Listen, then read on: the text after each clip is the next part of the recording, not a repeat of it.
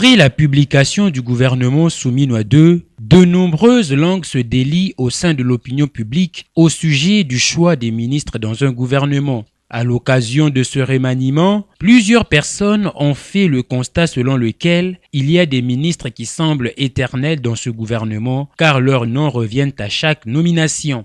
C'est le cas de l'ancien ministre du portefeuille, devenu ministre de l'aménagement du territoire, Jean-Lucien Boussa, qui, depuis 2016, demeure présent dans toutes les équipes gouvernementales du pays.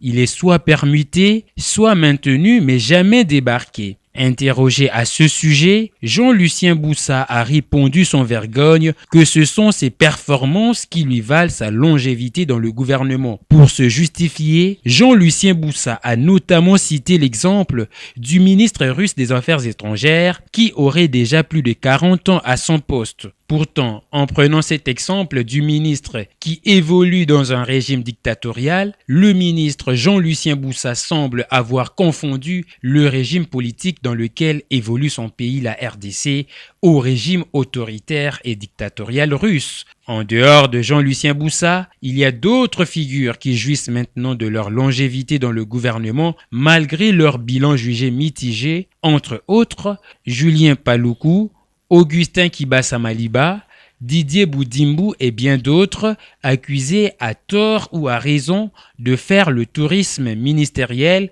sans trop produire des résultats palpables.